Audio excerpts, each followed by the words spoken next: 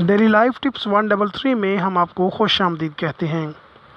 आज मैं आपके लिए जिस्मानी खारिश, धद्दर, चंबल और शर्मगाह की गंदी से गंदी खारिश का देसी नुस्खा लाया हूँ।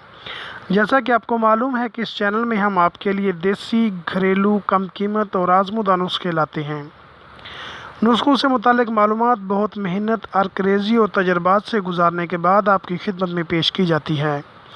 इस चैनल में मौजूद तमाम वीडियोस के नुस्खाजात तजर्बाशुदा हैं।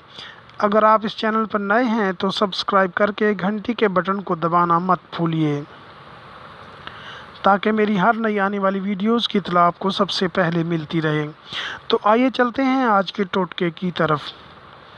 जल्दी खारिश एक ख़तरनाक और तकलीफ दे बीमारी है। अल्लाह हम सब को इस मर्ज़ से महफूज रखे। अगर किसी को खारिश, धद्दर, चंबल या सोराइसिस का मर्ज़ लाहिक है, इसके लिए मेरे पास एक आजमूदा और मुफ्त का नुस्खा मौजूद है। दवाई आसान और सादा है, मतलब मुफ्त की दवाई है। मुफ्त की दवाई से आप जिल्द के किसी भी हिस्से में खारिश, धद्दर, चंबल का गारंटी शुदा इलाज कर सकते हैं।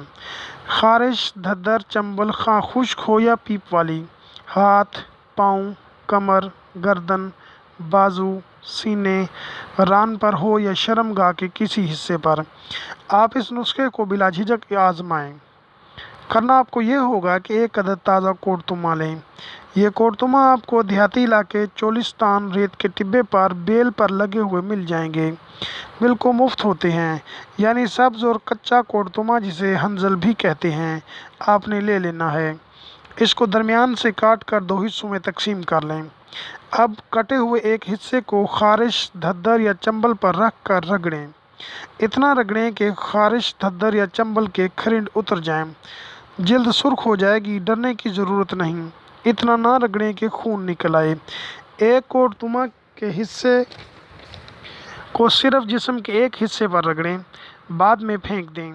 दूसरे हिस्से के लिए नया कोड़तुमा लें। हर बार नया कोड़तुमा लें। कम से कम 3 से 4 दिन ये अमल करें। याद रखें, रोज़ाना नया कच्चा कोड़तुमा लें। इंशाअल्लाह मुसलसल और यकीन से नुस्खा इस्तेमाल करें।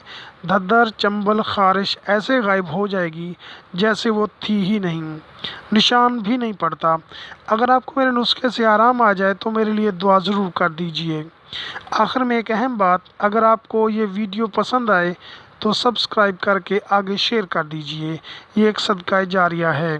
अल्लाह आपको अपनी हिफ्ज़-ओ-अमान में रखे। खुदा हाफिज़।